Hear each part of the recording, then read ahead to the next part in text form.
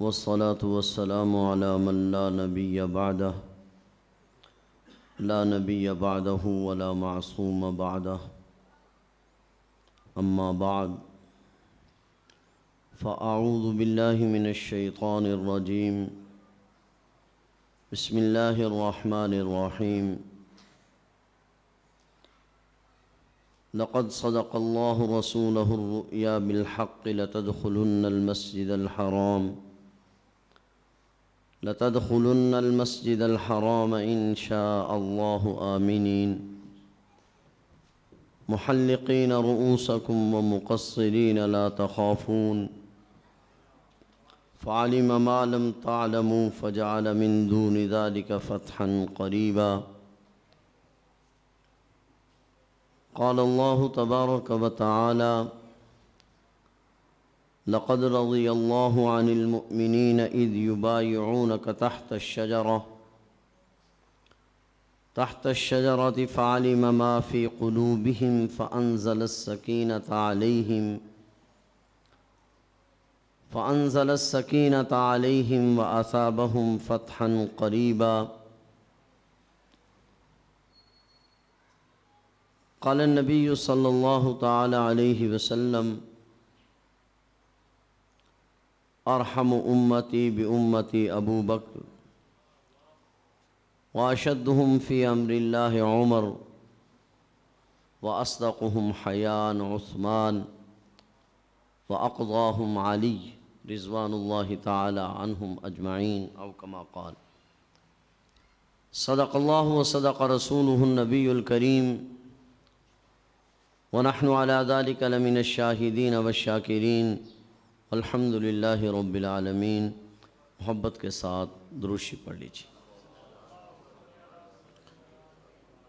اللہم صلی علی محمد وعلی آل محمد کما صلیت علی ابراہیم وعلی آل ابراہیم انک حمید مجید. اللہم بارک علی محمد وعلی آل محمد کما بارکت علی ابراہیم وعلی آل ابراہیم انک حمید مجید. یا رب صلی وسلم دائما ابدا علی حبیبک خیر الخلق کلہم هو الحبیب الذی ترجى شفاعته لكل ہول من الاحوال مقتحم. قابل تعظیم و تکریم معزز علماء کرام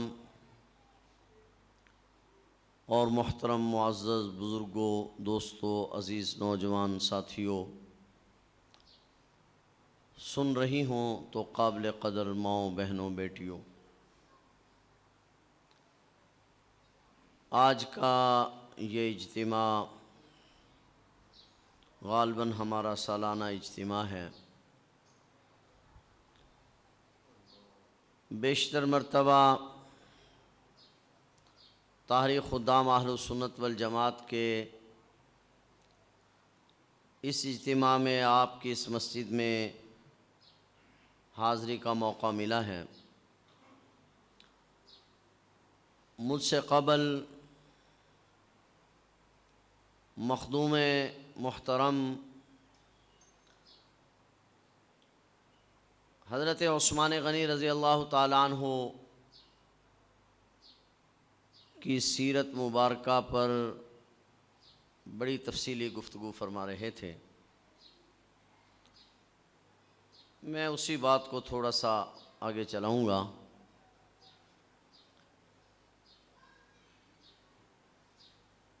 اس سلسلے میں مجھے تو اپنے اکابرین سے جو ہم نے سبق پڑھا ہے یا سمجھا ہے اس سے متعلق کچھ عرض کرنا ہے. بارہا میں یہ بات عرض کر چکا ہوں، یہاں بھی عرض کر چکا ہوں کہ ہم صحابہ کرام کو بھی مانتے ہیں اور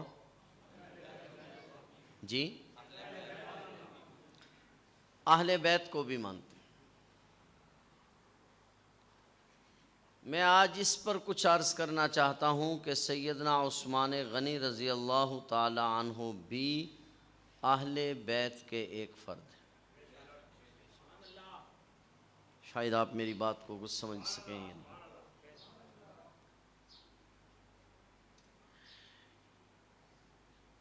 یہ جلسہ جہاں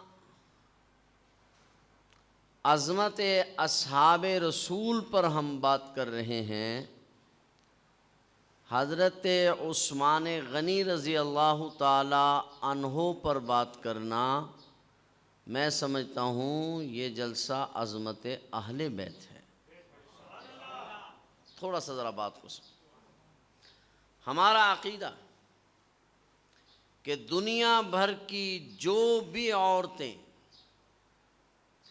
اللہ تعالیٰ کے نبی کے حرم میں آ جاتی، حضور علیہ السلام کے رشتہ زوجیت میں منسلک ہو جاتی، جس طرح وہ خواتین خواہ جس کنبے اور قبیلے سے ہوں، وہ حضور علیہ السلام کی اہل بیت بن جاتی ہیں، اسی طرح وہ مرد جن کے گھروں میں حضور علیہ السلام کی بیٹیاں چلی جاتی ہیں، وہ بھی حضور کے اہل بیت بن جاتے ہیں۔ تو اس اعتبار سے حضرت عثمان غنی رضی اللہ تعالی عنہ بھی حضور علیہ السلام کے اہل بیت، اور اگر کسی شخص کے گھر میں اللہ کے نبی کی ایک بیٹی جائے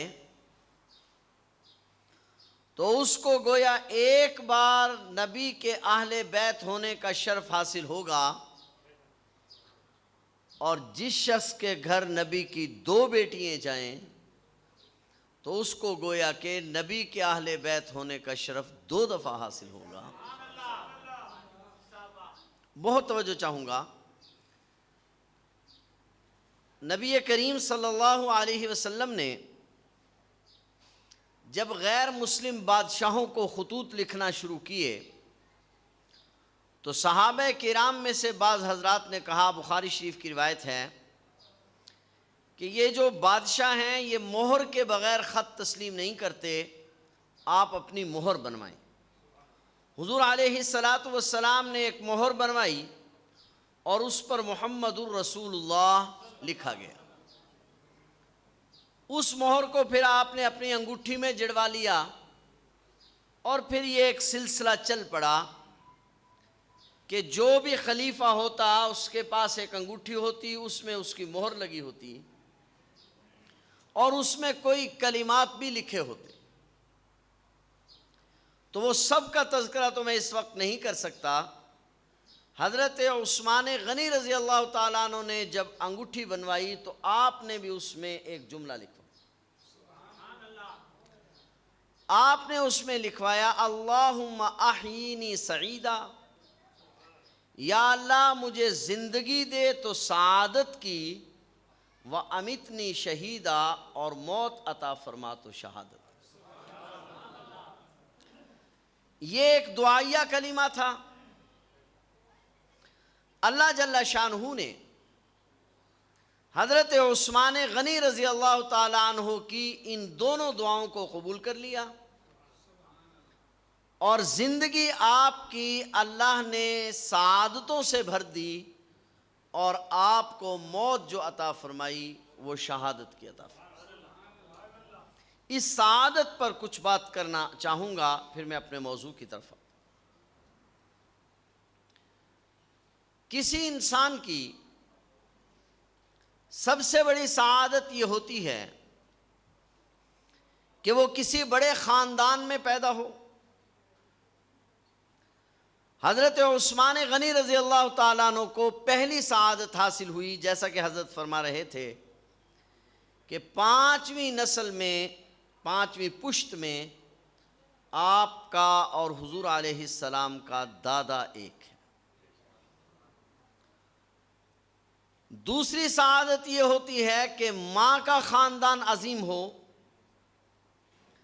حضرت عثمان غنی رضی اللہ تعالی عنہ کی جو دادی ہیں، نانی ہیں، وہ اور حضرت عبداللہ حضور علیہ السلام کے والد یہ اکٹھے پیدا ہوئے. یہ بہن بھائی ہیں اور ایک ہی وقت میں پیدا ہوئے. تو دوسری سعادت ان کو یہ حاصل ہوئی کہ ننیال میں حضور علیہ السلام کے والد ماجد اور آپ کی نانی ایک ہی پیٹ سے پیدا ہوئے. تیسری سعادت یہ ہے کہ کسی کا نکاح بڑی شخصیت کے گھر میں ہو جائے تو نبی کریم صلی اللہ علیہ وسلم کی صاحبزادی سیدہ رقیہ رضی اللہ تعالی عنہا کا نکاح حضرت عثمان غنی رضی اللہ تعالیٰ عنہ سے ہوا، اور یہ آپ کے لیے چوتھی سعادت. تھوڑی سی اب یہاں میں توجہ چاہوں گا. حضور علیہ السلام کی بیٹیاں کتنی ہیں؟ جی، اہل بیت کے ماننے والے بیٹھے ہیں نا سارے. حضور علیہ السلام کی بیٹیاں کتنی ہیں؟ پہلی بیٹی کا نام سیدہ زینب رضی اللہ تعالی عنہا. نکاح کس سے ہوا؟ ابو العاص سے. جب سیدہ زینب پیدا ہوئی تو حضور علیہ السلام نے حضرت زینب کو اٹھایا اور حضرت خدیجہ کے پاس لے گئے اور کہا کہ خدیجہ دیکھنا کیا زینب کے ہاتھ محمد الرسول اللہ صلی اللہ علیہ وسلم کے ہاتھوں کی طرح نہیں ہے؟ بات کچھ سمجھ رہے ہیں؟ سیدہ زینب کے ہاتھ حضور علیہ السلام کے ہاتھوں کے مشابہ تھے.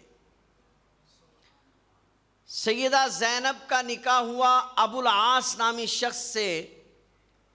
وہ اس وقت مسلمان نہیں ہوئے تھے. حضرت زینب کے ہاں ابو العاص سے 2 بچے پیدا ہوئے، ایک بیٹا اور ایک بیٹی.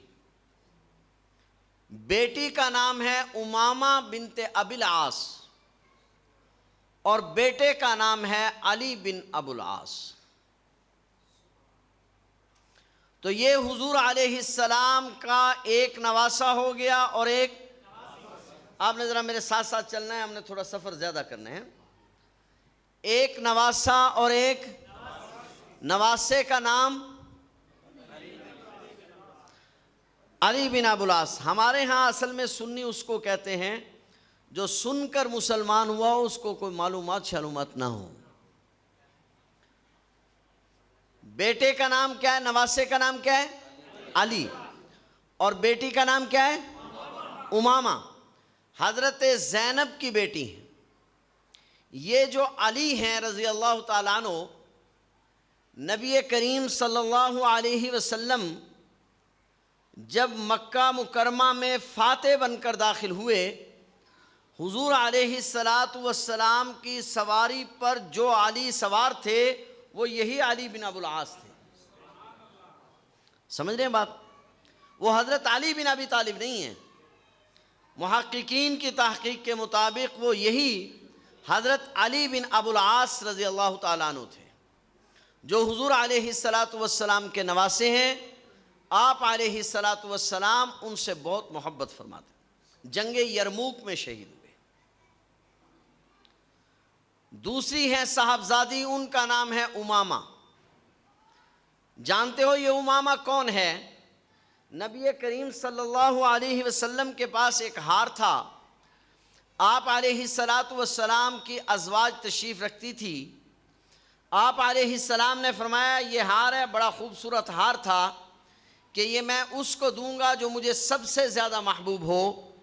تو تو کتابوں میں لکھا ہے ازواج مطہرات فرماتی ہیں ہمیں یہ خیال پیدا ہوا کہ یہ ہار جو ہے حضرت عائشہ رضی اللہ تعالی عنہا کو دیا جائے گا، کیونکہ آپ یہ فرما رہے ہیں یہ میں اس کو دوں گا جو مجھے سب سے زیادہ محبوب ہو۔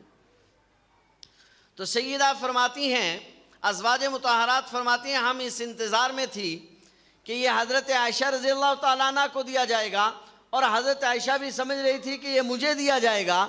اتنی دیر میں ایک چھوٹی بچی لڑکھڑاتی ہوئی تشریف لائی، وہ حضرت امامہ بنت ابی العاص تھی۔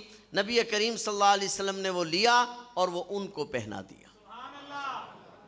ہم لوگ سنتے رہتے ہیں، آپ نے بھی بارہا یہ واقعہ سنا ہوگا کہ حضور نبی کریم صلی اللہ علیہ وسلم نماز پڑھ رہے تھے، حضور علیہ السلام کے ایک نواسہ آ کر آپ کی پشت مبارک پر بیٹھ گئے، آپ کا سجدہ لمبا ہو گیا۔ اس سجدے کا ذکر تو آپ نے بارہا سنا ہوگا، مگر آپ کو اس قیام کا بھی علم ہے جس قیام میں بخاری شریف کی روایت کے مطابق نبی کریم صلی اللہ علیہ وسلم تہجد کی نماز ایک بچی کو اٹھا کر پڑھا کرتے تھے، اور سجدے میں جاتے وقت اس کو زمین پر بٹھا دیا کرتے تھے، اور اس بچی کا نام امامہ بنت ابی العاص ہے۔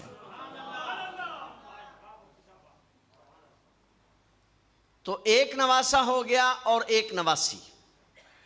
حضور علیہ السلام کی یہ جو صاحبزادی ہیں حضرت زینب، ان کے بارے میں حضور علیہ السلام نے ایک جملہ فرمایا، خیر النسائی خیر بناتی، میری بیٹیوں میں یہ خیر ہے۔ اور سیدہ فاطمہ کے بارے میں فرمایا افضل بناتی، میری بیٹیوں میں وہ افضل ہے۔ محققین نے اس پر بات کی ہے کہ خیر اور افضل میں کیا فرق ہے؟ کہتے ہیں خیر افضل اس کو کہتے ہیں جو ذات کے اعتبار سے بلند ہو، اور خیر اس کو کہتے ہیں جس کی خیر اپنے سے ہٹ کر دوسرے تک بھی پہنچ جائے۔ تو حضرت زینب کے بارے میں خیر بناتی کہا، اور حضرت فاطمہ کے بارے میں افضل بناتی کہا۔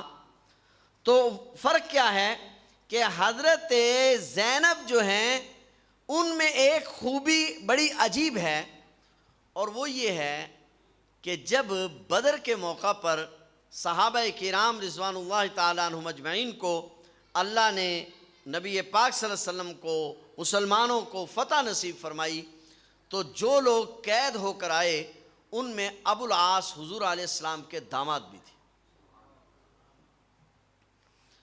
تو جب یہ قید ہو کر آئے تو پھر اعلان یہ ہو گیا کہ اپنے اپنے عزیز و اقارب کا فدیہ دو اور ان کو آزاد کراؤ۔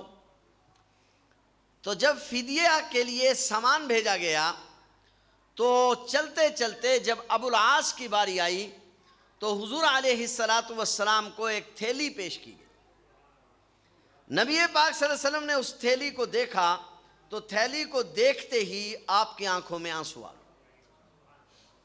یہ تھیلی جو تھی آپ علیہ السلام نے اس کو کھولا، اس میں ایک ہار تھا جو سیدہ خدیجہ رضی اللہ تعالیٰ عنہ نے رخصتی کے وقت حضرت زینب رضی اللہ تعالیٰ عنہ کو دیا تھا، اور حضرت زینب رضی اللہ تعالیٰ عنہ نے اپنے شوہر کے فدیے میں بھیجا تھا۔ نبی پاک صلی اللہ علیہ وسلم آپ دید ہو گئے، صحابہ کرام سے مشورہ کیا کہ کیا خیال ہے، یہ ہار واپس کر دیا جائے یا رکھ لیا جائے؟ صحابہ کرام نے عرض کی ہار بھی واپس کر دیا جائے اور ابو العاص کو رہا بھی کر دیا جائے، چھوڑ دیا جائے۔ ابو العاص کو جب چھوڑ دیا گیا تو ابو العاص اس خوشی میں کہ ان کو اس بنا پر چھوڑ دیا گیا، اللہ تعالیٰ نے ان کو ایمان کی دولت عطا فرمائی، جس کی وجہ سے حضور علیہ السلام نے حضرت زینب کو خیر بناتی فرمایا، کہ ان کی وجہ سے ابو العاص کو بھی ایمان نصیب ہوا۔ اور ابو العاص رضی اللہ تعالیٰ عنہ وہ داماد ہیں کہ نبی کریم صلی اللہ علیہ وسلم نے جس طرح حضرت علی المرتضیٰ رضی اللہ تعالیٰ عنہ کی تعریف کی، حضرت عثمان غنی کی تعریف کی، مگر بطور خاص داماد کے اگر حضور علیہ السلام نے تعریف کی ہے تو وہ ابو العاص کی آپ حضرات کے علم میں ہوگا مسئلہ، اللہ کا جو نبی ہوتا ہے اس کی بیٹی کے اوپر سوکن کا رکھنا جائز نہیں ہے، سمجھ رہے ہیں بات؟ اس لیے حضرت عثمان غنی رضی اللہ تعالیٰ عنہ نے جب تک حضور علیہ السلام کے صاحبزادیاں زندہ رہی، حضرت رقیہ پھر حضرت ام کلثوم، ان کی موجودگی میں کسی اور سے نکاح نہیں کیا۔ اتفاق ایسا ہوا کہ سیدہ فاطمہ رضی اللہ تعالی عنہ حضور حضرت علی المرتضیٰ کے نکاح میں تھی کہ حضرت علی رضی اللہ تعالیٰ عنہ نے ابو جہل کی بیٹی کو خطبہ نکاح دے دی۔ اب کیونکہ نبی کی بیٹی پر نکاح کرنا جائز نہیں ہے، اس لیے حضور علیہ السلام نے فرمایا کہ علی پہلے میری بیٹی کو طلاق دے گا، پھر میرے دشمن کی بیٹی سے نکاح کرے گا۔ اس وقت میں نبی پاک صلی اللہ علیہ وسلم نے فرمایا افضل داماد ابو العاص ہے، آپ نے ابو العاص کی تعریف فرمائی۔ حضرت علی رضی اللہ تعالیٰ عنہ کو جب مسئلے کا علم ہوا تو حضرت علی رضی اللہ تعالیٰ عنہ نے خطبہ واپس کر دیا، اور حضرت فاطمہ رضی اللہ تعالیٰ عنہ جب تک زندہ رہی پھر آپ نے کسی اور کے ساتھ نکاح نہیں فرمایا۔ بات سمجھ رہے ہیں؟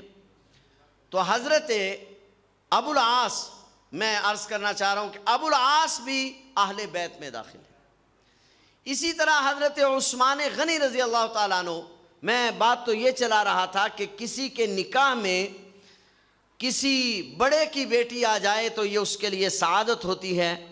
حضرت عثمان غنی رضی اللہ تعالیٰ عنہ کے نکاح میں پہلے حضرت رقیہ رضی اللہ تعالیٰ عنہ آئی، اور حضرت رقیہ رضی اللہ تعالیٰ عنہ کے ہاں حضرت عثمان سے ایک بیٹا پیدا ہوا جس کا نام عبداللہ یا عبید اللہ ہے، مگر وہ 5 سال کی عمر میں فوت ہو گئے۔ اب نواسے کتنے بن گئے؟ لگتا حساب میرے آ رہی جان دے سے، نواسے 2 ہو گئے اور نواسی 1۔ میں تو کچھ مسائل بھی ساتھ ساتھ عرض کرنے ہیں نا۔ نواسے 2 ہو گئے اور نواسی 1۔ حضور علیہ السلام کی تیسری صاحبزادی ہیں حضرت ام کلثوم رضی اللہ تعالیٰ عنہ۔ حضرت عثمان غنی رضی اللہ تعالیٰ عنہ جب بدر میں صحابہ کرام جا رہے تھے تو نبی کریم صلی اللہ علیہ وسلم کی صاحبزادی حضرت رقیہ بیمار تھی۔ حضور علیہ السلام نے حضرت عثمان غنی سے فرمایا کہ عثمان، تم مدینہ منورہ میں ٹھہر کر رقیہ کی خدمت کرو، اللہ تمہیں بدر کے شرکاء کے برابر ثواب عطا فرمائے۔ اور اگر آپ کی توجہ ہو تو میں ایک مسئلہ بھی یہاں عرض کرنا چاہوں گا۔ علماء نے لکھا ہے کہ یہ جو کہا جاتا ہے کہ حضرت عثمان غنی رضی اللہ تعالیٰ عنہ ذی النورین کہتے ہیں نا ہم، جی ایسے ہی نا؟ کیوں کہتے ہیں ذی النورین؟ 2 نوروں والے۔ اس 2 نور سے کیا مراد ہے؟ ایک قول تو معروف ہے کہ حضور علیہ السلام کی 2 بیٹیاں ہیں، اس لیے ان کو ذی النورین کہتے ہیں، مگر محققین نے 70 کے علاوہ اور قول بھی ذکر کیے ہیں، ذی النورین کہنے کی اور وجوہات بھی ذکر کی ہیں۔ ان وجوہات میں ایک وجہ یہ بھی ہے کہ 2 مقام ایسے ہیں جہاں حضرت عثمان غنی شریک ہوئے نہیں مگر شریک سمجھا گیا ہے۔ بدر میں آپ شریک ہوئے نہیں مگر آپ کو، تو بدر کی شرکت کیونکہ نور تھا اس لیے ذی النورین، ایک تو یہ نور اور دوسرا بیت رضوان میں آپ شریک تھے نہیں مگر شرکت آپ کی مانی گئی، اور وہ بیعت کرنا بھی کیونکہ نور تھا اس لیے کہا گیا ذی النورین۔ بات کچھ سمجھ رہے ہیں؟ حضرت عثمان غنی رضی اللہ تعالی عنہ دو مقام ایسے ہیں جہاں پر آپ شریک نہیں ہوئے مگر آپ کو شرکت کا ثواب ملا ہے، اس وجہ سے بھی آپ کو ذی النورین کہتے ہیں۔ حضرت عثمان غنی رضی اللہ تعالی عنہ کی یہ جو بیوی ہیں سیدہ رقیہ، یہ بیمار تھی، آپ ان کی خدمت کے لیے ٹھہر گئے۔ جب آپ نبی پاک صلی اللہ علیہ وسلم بدر سے واپس آ رہے تھے تو حضرت رقیہ رضی اللہ تعالی عنہا کا انتقال ہو چکا تھا اور صحابہ کرام ان کو دفن کر کے واپس آ رہے تھے۔ حضرت عثمان غنی رضی اللہ تعالیٰ عنہ بڑے پریشان رہنے لگے۔ نبی کریم صلی اللہ علیہ وسلم نے وجہ پوچھی تو حضرت عثمان غنی نے عرض کر دی، حضرت آپ سے ایک رشتہ تھا، وہ رشتہ ختم ہو گیا۔ حضور علیہ السلام نے اپنی دوسری صاحبزادی سیدہ ام کلثوم کا نکاح حضور علیہ حضرت عثمان غنی سے کر دیا۔ لیکن توجہ سے بات ذرا سمجھیں گے، پہلے نکاح میں آپ علیہ السلام نے یہ فرمایا کہ میں نے رقیہ کا نکاح حضرت عثمان سے کیا، اور حضرت ام کلثوم کی جب باری آئی تو آپ علیہ السلام نے فرمایا عثمان تمہارا نکاح اللہ نے آسمانوں پر ام کلثوم سے کر دیا ہے۔ بہت توجہ چاہوں گا، پہلے نکاح کے بارے میں آپ نے نسبت اپنی طرف کی اور اس نکاح کے بارے میں آپ نے نسبت اللہ کی طرف کی کہ عثمان تمہارا نکاح آسمانوں میں اللہ نے ام کلثوم کے ساتھ کیا ہے۔ اس کا مطلب یہ ہے کہ حضرت عثمان غنی رضی اللہ تعالی عنہ کو یہ سعادت خود اللہ تعالیٰ کے حکم سے دی جا رہی ہے کہ حضرت عثمان کے ساتھ ام کلثوم کا نکاح کیا جائے۔ اب ذرا غور فرمائیں، نکاح ہو گیا، وہ جو غم تھا وہ ہلکا ہو گیا۔ اب ہوا یہ کہ تھوڑے عرصے کے بعد حضرت ام کلثوم کا بھی انتقال ہو گیا۔ اب حضرت عثمان غنی رضی اللہ تعالیٰ عنہ پھر پریشان ہو گئے۔ حضور نبی کریم صلی اللہ علیہ وسلم نے اس موقع پر دو روایتیں حدیث میں آتی ہیں، ایک مقام پر فرمایا اگر میرے 40 بیٹیاں ہوتی، اور دوسرے مقام پر فرمایا اگر میرے 100 بیٹی ہوتی، اور ایک روایت میں اگر میرے 200 بیٹیاں ہوتی۔ یہاں میں آپ سے ایک سوال کرنا چاہوں گا، یہ بات سمجھ میں نہیں آ رہی۔ اگر میرے 200 بیٹیاں ہوتی اور 200 کی 200 کا انتقال ہو جاتا تو میں یکے بعد دیگرے عثمان کے نکاح میں دیتا رہتا۔ میرا وجدان یہ کہتا ہے کہ اصل میں اللہ کے نبی مسئلہ سمجھانا چاہتے ہیں کہ کل کوئی آدمی یہ بات نہ کہے، کسی کی زبان پر یہ جملہ نہ آئے کہ عثمان اہل بیت سے نکل گیا، اگر عثمان کو اہل بیت میں رکھنے کے لیے محمد کریم کو 100 بیٹیاں بھی دینا پڑی تو 100 بیٹیاں دے گا، مگر عثمان اہل بیت میں۔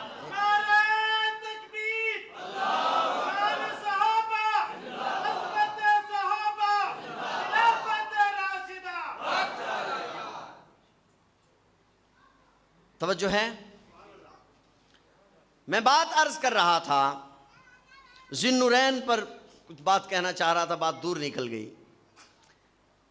حضرت عثمان غنی رضی اللہ تعالیٰ عنہ بعض مقامات ایسے ہیں وہاں شریک ہوئے نہیں مگر شریک سمجھا گیا۔ حضرت عثمان غنی رضی اللہ تعالیٰ عنہ مسلمان آ رہے ہیں عمرہ کرنے کے لیے، خواب دیکھا ہے حضور علیہ السلام نے۔ خواب میں یہ تو نہیں تھا کہ اسی سال عمرہ کرنا ہے۔ صحابہ کرام تیار ہو گئے، حضور بھی ساتھ تیار ہو گئے اور حدیبیہ میں روک لیے گئے۔ حضرت عمر رضی اللہ تعالیٰ عنہ کو کہا کہ آپ جاؤ حالات کا جائزہ لو۔ حضرت عمر رضی اللہ تعالیٰ عنہ نے عرض کیا آقا آپ کا حکم سر آنکھوں پر، مگر میرا مزاج تھوڑا سخت ہے، آپ حضرت عثمان غنی کو بھیج دیجئے۔ بہت توجہ چاہوں گا، مشہور واقعہ ہے، واقعہ نہیں میں سنا رہا، میں استدلال کرنا چاہ رہا ہوں۔ سنا ہے آپ نے واقعہ؟ پھر کس کو بھیج دیا گیا؟ حضرت عثمان رضی اللہ تعالیٰ حضرت لینے کے لیے حضرت عثمان غنی رضی اللہ تعالیٰ عنہ کو بھیجا جا رہا ہے۔ اگر آپ کی توجہ ہو تو میں ایک جملہ کہنا چاہ رہا ہوں، ہے توجہ؟ ہے؟ میں سمجھوں کہ آپ جاگ رہے ہیں؟ آج ایک طبقہ ہمارے ہاں ایسا ہے جو یہ کہتا ہے کہ حضرت عثمان غنی رضی اللہ تعالیٰ عنہ کی باقی تو ہم سب باتیں تسلیم کرتے ہیں، باحیا تھے، بڑے غیرت والے تھے، فلاں تھا، مگر ان سے کچھ سیاسی غلطیاں ہو گئی۔ نہیں، آپ میرا اشارہ سمجھے، مگر ان سے کچھ سیاسی غلطیاں ہو گئی۔ مذاکرات کرنا یہ سیاسی مسئلہ ہوتا ہے یا مذہبی؟ سیاسی مسئلہ ہے نا۔ مذاکرات کرنا کیا ہے؟ اب مذاکرات کا فیصلہ حضرت عثمان غنی رضی اللہ تعالیٰ عنہ کے بارے میں حضور علیہ السلام فرما رہے ہیں اور رائے حضرت فاروق اعظم دے رہے ہیں، گویا کہ حضور علیہ السلام تو فاروق اعظم تو یہ سمجھ رہے ہیں کہ عثمان غنی کو سیاسی سمجھ اور بصیرت ہے، اور 14ویں صدی کا ملا کہتا ہے کہ ان کو سیاسی بصیرت نہیں تھی۔ بات کچھ سمجھ میں آ رہی ہے؟ اور میں ان پر افسوس نہ کروں تو کیا کروں کہ عجیب بات یہ ہے کہ حضرت عثمان غنی کی سیاست پر وہ لوگ تبصرہ کر رہے ہیں جو ساری زندگی میں اپنے محلے کے کونسلر بھی کبھی نہیں بنے، جو ساری زندگی میں اپنے محلے کے کونسلر نہیں بن سکے، وہ 3 بر اعظموں کے فاتح کے بارے میں تبصرہ کر رہے ہیں کہ وہ سیاست جانتا تھا کہ نہیں جانتا۔ وہ اس فاتح اعظم پر بات کر رہے ہیں جس نے کیسر و کسرا دنیا کی دونوں سپر طاقتوں کا غرور خاک میں ملایا تھا۔ بات سمجھ رہے ہیں؟ تو ہمارا تو عقیدہ ہے کہ سیدنا عثمان غنی رضی اللہ تعالیٰ عنہ جیسے نماز میں ہمارے امام تھے، خلافت اور سیاست میں بھی ہمارے اسی طرح امام تھے۔ حضرت عثمان غنی رضی اللہ تعالیٰ عنہ کو بھیج دیا کہ مذاکرات فرمائیں، حالات کا جائزہ لیں۔ پیچھے خبر مشہور ہو گئی کہ حضرت عثمان غنی رضی اللہ تعالیٰ عنہ کو تو شہید کر دیا گیا۔ اب حضور نبی کریم صلی اللہ علیہ وسلم نے بیعت لینا شروع کی۔ وہ قصہ آپ پہلے بھی سنتے رہے، ابھی حضرت مولانا نے بھی بیان کیا، قصہ نہیں میں بیان کروں گا، میں صرف ایک بات بڑی اہم کرنا چاہ رہا ہوں اگر آپ کی توجہ۔ بیعت ہو رہی ہے کس کے ہاتھ پر؟ نبی کریم صلی اللہ علیہ وسلم کے ہاتھ پر۔ نیچے حضور علیہ السلام کا ہاتھ ہوتا ہے، اس ہاتھ کے اوپر ایک ایک صحابی آتا ہے اور اپنا ہاتھ رکھتا ہے، ٹھیک ہے؟ حضور علیہ السلام کے ہاتھ پر بہت توجہ چاہوں گا۔ ایک ایک صحابی آتا ہے اور اپنا ہاتھ رکھتا ہے، اور ان الذین یبایعونک انما یبایعون اللہ، اللہ فرماتے ہیں پیغمبر یہ آپ سے بیعت نہیں، ہم سے کر رہے ہیں بیعت۔ ید اللہ فوق ایدیہم، اب ان کے ہاتھ کے اوپر کس کا ہاتھ ہے؟ گویا نیچے رسول اللہ صلی اللہ علیہ وسلم کا ہاتھ ہے، درمیان میں صحابی کا ہاتھ ہے، اور اوپر اللہ کا ہاتھ ہے۔ بہت توجہ چاہوں گا، مگر بیعت کس بارے میں ہو رہی ہے؟ بہت توجہ، بہت توجہ، بہت توجہ، جزاک اللہ، جزاک اللہ۔ بیعت ہو رہی ہے بدلہ لینے کے بارے میں۔ بہت خوب، بہت زبردست۔ کس بارے میں بیعت ہو رہی ہے؟ بدلہ لیں گے۔ نیچے حضور کا ہاتھ، اوپر اللہ کا ہاتھ۔ 2 مسئلے سمجھ میں آئے۔ اچانک حضور علیہ السلام نے اپنے ایک ہاتھ پر اپنا دوسرا ہاتھ رکھا اور کہا کہ یہ عثمان کا ہاتھ ہے۔ آقا کیوں؟ میں کہہ رہا ہوں بعض جگہ شریک نہیں ہوئے مگر شریک سمجھا گیا۔ آقا ایسا کیوں کیا جا رہا ہے؟ علماء کہتے ہیں کہ جب اللہ یہ اعلان کریں گے کہ بیعت کرنے والوں سے میں راضی ہو گیا، کوئی بے ایمان یہ نہ کہہ سکے کہ عثمان تو موجود نہیں تھا اس لیے کہا یہ عثمان کا ہاتھ ہے۔ عثمان سے بھی اللہ راضی۔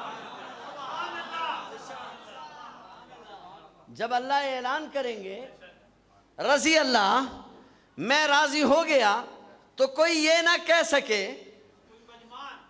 کوئی یہ نہ کہے کہ عثمان تو موجود نہیں تھے اس لیے اپنا ہاتھ اوپر رکھا، کہا یہ عثمان کا ہاتھ ہے۔ اور ذرا توجہ میری طرف رہے، اوپر اللہ نے اپنا ہاتھ رکھ دیا۔ میرے نبی کے صحابہ ابھی عثمان شہید نہیں ہوئے، گھبرانا نہیں ہے، ایک زمانہ آئے گا میرا عثمان شہید ہوگا۔ بہت توجہ، نہیں آپ کی توجہ، ید اللہ فوق ایدیہم، ایک زمانہ آئے گا میرا عثمان، اس وقت تم میں سے اکثر موجود نہیں ہوں گے، میں بھی تو تمہارے ساتھ بیعت کر رہا ہوں نا، ید اللہ فوق ایدیہم، میں اپنے عثمان کا انتقام خود لوں گا۔ نہیں سمجھے بات؟ میں اپنے عثمان کا انتقام خود لوں گا۔ اور پھر لیا، اور پھر لیا۔ لہٰذا آج جو میرے عثمان پر زبان دراز کر رہے ہیں، میں بہت وثوق سے کہنا چاہتا ہوں کہ وہ انتقام کے لیے تیار رہے۔ عثمان غنی کے خون کا بدلہ لینے کا وعدہ اس نے کر رکھا ہے کہ میں اس سے انتقام لوں۔ اس لیے جو لوگ حضرت عثمان غنی کے خون میں ملوث تھے، اللہ نے ایک ایک سے انتقام لیا اور ایک ایک ذلیل ہو کر مرا۔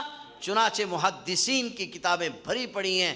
ایک شیخ لکھتے ہیں، میں بیت اللہ کا طواف کر رہا تھا، ایک شخص نے اپنا ہاتھ لپیٹا ہوا تھا اور بیت اللہ کا طواف کرتے ہوئے کہتے جا رہا تھا، یا اللہ تو مجھے معاف کر دے مگر مجھے معلوم ہے کہ تو مجھے معاف نہیں کرے گا۔ میں نے کہا تو کیسا بدبخت ہے جو بیت اللہ کا طواف کرتا ہوا یہ کہہ رہا ہے؟ اس نے کہا ہاں میں وہ بدبخت ہوں۔ میں نے کہا کیا کیا تم نے؟ اس نے کہا حضرت عثمان غنی کے انتقال کو دوسرا دن تھا، میں نے لاش پر تھپڑ مارا تھا، بی بی لیلا سے بے ساختہ بد دعا نکلی تھی، اللہ کرے تیرا ہاتھ تباہ ہو جائے۔ اسی وقت میرا ہاتھ تباہ ہو گیا تھا۔ عثمان کا انتقام اللہ نے لینا ہے، اس لیے میں کہہ رہا ہوں کہ اللہ مجھے معلوم ہے کہ تو مجھے معاف نہیں کرے گا۔ بات سمجھ رہے ہیں یا نہیں سمجھ رہے ہیں؟ حضرت عثمان غنی رضی اللہ تعالی عنہ کے بارے میں بیعت ہو گئی۔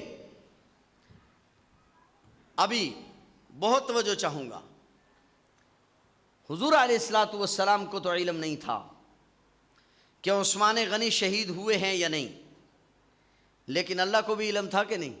ہاں جی، اللہ کو تو علم تھا نا کہ حضرت عثمان غنی شہید نہیں ہوئے، اللہ تو جانتے تھے، مگر اس کے باوجود فرمایا رضی اللہ عن المؤمنین اذ یبایعونک، کہ جو لوگ بیعت کے لیے آ گئے میں اللہ ان سے راضی ہو گیا، کیونکہ ہمارے ہاں عمل کا مسئلہ نہیں، ہمارے ہاں نیت کو دیکھا جاتا ہے۔ بات کیونکہ نیت کی آئی اور نیت کا تعلق دل کے ساتھ ہوتا ہے، اس لیے کہا فَعَلِمَ مَا فِي قُلُوبِهِمْ۔ کوئی یہ نہ کہے کہ نیت کس وقت کی تھی، کہا یہ دل کا معاملہ ہے، اس کو ہم جانتے ہیں۔ فَعَلِمَ مَا فِي قُلُوبِهِمْ۔ تو بات عرض کر رہا تھا، حضرت عثمان غنی رضی اللہ تعالیٰ عنہ، ایک تعبیر تو یہ کی گئی ہے کہ حضرت عثمان غنی رضی اللہ تعالیٰ عنہ کے بارے میں کل کوئی یہ نہ کہے کہ عثمان اس میں شریک نہیں تھے۔ اور ایک تعبیر اور بہت عجیب کی گئی ہے، وہ بھی آپ ذرا غور فرمائیں۔ ایک بات میں نے پہلے بھی کئی جگہ کی ہے، یہاں بھی کر دیتا ہوں تاکہ بات جڑ جائے۔ صحابہ کرام کے استاد ہیں نبی پاک صلی اللہ علیہ وسلم، اور نصاب تعلیم ہے قرآن کریم، اور درسگاہ ہے بیت اللہ اور مسجد نبوی، ٹھیک ہے؟ طلبہ ہیں صحابہ کرام، تیار ہو گئے۔ جب تیار ہو گئے تو پھر اللہ نے ان کا امتحان لیا، ٹھیک ہے؟ اور امتحان بھی آنکھوں کا یا زبان کا نہیں، بلکہ اولئک الذین امتحن اللہ قلوبہم، امتحان بھی کس کا لیا؟ امتحان بھی دلوں کا لیا، دلوں کا امتحان لے کر کہا للتقوی، ہم نے ان کے دلوں کو پاکیزہ بنایا۔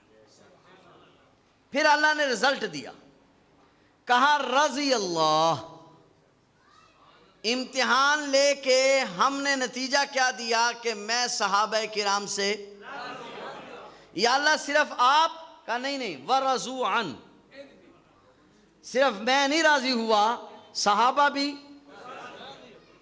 اگرچہ ان کو تیل کے جلتے ہوئے کڑاہوں میں ڈالا گیا ہے، اگرچہ ان کے جسموں میں میخیں گاڑی گئی ہیں، ٹکڑے کیے گئے ہیں، مگر اس حال میں بھی ورضوا عن، وہ مجھ سے راضی ہیں۔ جب امتحان ہو گیا، رضا بھی ہو گئی، پھر اصول ہے کہ انعام دیا جائے۔ تو جب انعام دینے کا وقت آیا تو انعام کیونکہ ہاتھ میں دیا جاتا ہے، اس لیے صحابہ کرام نے جو ہاتھ کیے تو ید اللہ فوق ایدیہم، اللہ نے صحابہ کے ہاتھوں پر اپنا ہاتھ رکھ دیا۔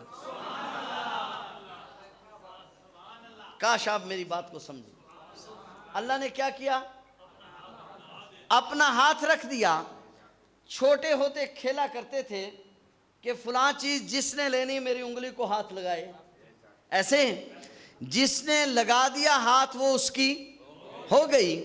حضور علیہ السلام کے صحابہ پیش ہوئے، امتحان ہو گیا اور وقت آیا انعام دینے کا، تو اللہ تبارک و تعالیٰ نے صحابہ کے ہاتھوں پر اپنا ہاتھ رکھا اور کہا کہ تم میرے ہو گئے اور میں تمہارا ہو گیا، تم میرے ہو گئے اور میں، بہت توجہ چاہوں گا، تم میرے ہو گئے اور میں تمہارا ہو گیا۔ اور اس کا ہونے سے ہوگا کیا؟ امام مالک کا مشہور قصہ ہے کہ امام مالک کا ایک داہریے سے مناظرہ ہو گیا، فیصلہ نہیں ہو رہا تھا، کسی طرف بات نہیں لگ رہی تھی، کہا دونوں آگ جلاتے ہیں، آگ میں چھلانگ لگاتے ہیں۔ آگ جلائی گئی، آگ میں دونوں نے چھلانگ لگائی، امام مالک نے اس داہریے کا ہاتھ پکڑا۔ اب آگ نہ تو اس داہریے کو لگ رہی ہے نہ امام مالک کو لگ رہی ہے۔ امام مالک پریشان ہو گئے، اللہ تعالیٰ سے دعا کی، اللہ کیا حکمت ہے، سمجھ میں نہیں آ رہی، آگ نہ مجھے لگ رہی ہے نہ اس کو لگ رہی ہے۔ آواز آئی، بندے اگر ہم سے فیصلہ کروانا تھا، اس کا ہاتھ اپنے ہاتھ میں کیوں پکڑ لیا؟ ہماری غیرت گوارا نہیں کر رہی کہ ہاتھ تو تیرے ہاتھ میں ہو اور آگ لگا دی جائے، ذرا ہاتھ چھوڑو نا۔ امام مالک نے ہاتھ چھوڑا تو وہ جل کے راکھ ہو گیا۔ کہنا یہ چاہتا ہوں، جس کا ہاتھ امام مالک کے ہاتھ میں آ جائے اس کو آگ نہیں لگتی، اور جس کا ہاتھ خود اللہ کے ہاتھ میں آ جائے، ید اللہ۔ اب ذرا غور فرمانا، وقت ہے انعام ملنے کا، ان الذین یبایعونک، یاد ہے بات، وقت ہے انعام ملنے کا۔ صحابہ کرام اپنے ہاتھ آگے کر رہے ہیں اور اللہ جل شانہ ان کے ہاتھوں پر، ید اللہ، اللہ ان کے ہاتھوں پر اپنا ہاتھ رکھ رہے ہیں۔ حضور علیہ السلام نے جو دیکھا کہ میرا عثمان اس وقت تو مکہ مکرمہ میں گیا ہوا ہے، تو جلدی سے اپنا ہاتھ آگے کر دیا، یہ عثمان کا ہاتھ ہے، اس پہ بھی اپنا ہاتھ رکھ دیجیے۔ ید اللہ فوق، ید اللہ فوق ایدیہم۔ اب صحابہ کے ہاتھوں پر اللہ کا ہاتھ ہے، گویا صحابہ کرام کو اللہ خود مل گئے، اور تو صحابہ کرام اللہ کے ہو گئے اور اللہ صحابہ کرام کا ہو گیا۔ بس اس پر ایک جملہ کہہ کے میں اپنی بات کو ختم کرتا ہوں. جب صحابہ کرام اللہ کے ہو گئے اور اللہ صحابہ کو ہو گیا تو آپ پورا قرآن اٹھا کر دیکھیں، جب بھی کوئی آدمی بات صحابہ پر کرتا ہے تو رب خود میدان میں نکل آتا ہے. کیونکہ صحابہ کس کے ہیں؟ صحابہ اللہ تعالیٰ کے ہیں. لہٰذا اور عجیب بات ہے کہ قرآن کریم نازل ہوا ہے حضور علیہ السلام پر. بہت توجہ چاہوں گا. حضور علیہ السلام پر نازل ہوا، اس کے نزول کی نسبت ہوتی رہی. پھر ایک وقت آیا جب قرآن مکمل ہو گیا، اب صرف حضور کی طرف نسبت نہیں ہوئی بلکہ کہا الیوم، آگے کیا ہے؟ لکم. اب جماعت کی طرف نسبت کر دی گئی. پہلے دین کی نسبت صرف حضور کی طرف تھی، اب جماعت صحابہ کرام کی طرف کر دی گئی. گویا دین اب صحابہ کا. جس نے مسلمان رہنا ہے تو صحابہ کے راستے سے آنا ہے، اور اگر صحابہ کا راستہ چھوڑنا ہے تو دین صحابہ کے سوا نہیں ہے. لہذا دین الیوم اکملت لکم دینکم واتممت علیکم نعمتی ورضیت لکم، ساری جگہ جمع کا صیغہ استعمال کیا گیا. لہذا دین اب صحابہ کرام کا.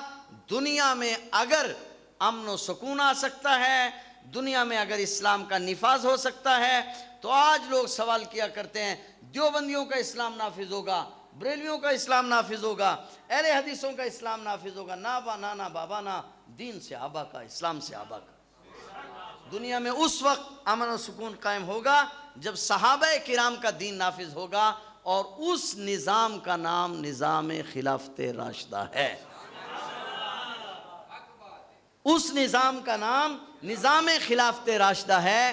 ہماری جماعت تحریک خدام اہل السنت والجماعت کا جو موقف اور مشن ہے، اس کی ابتدا بھی یہی ہے اور اس کی انتہا بھی یہی ہے کہ ہم یہ کہتے ہیں کہ دنیا میں عقیدے کا مسئلہ ہو، عبادت کا مسئلہ ہو، سیاست کا مسئلہ ہو، جب اس کو نظام خلافت راشدہ پر لایا جائے گا تو ساری دنیا سے بے یقینی کی فضا ختم ہو جائے گی اور دنیا میں امن و سکون قائم ہو جائے گا، اور اس کے سوا امن و سکون کا کوئی راستہ نہیں ہے.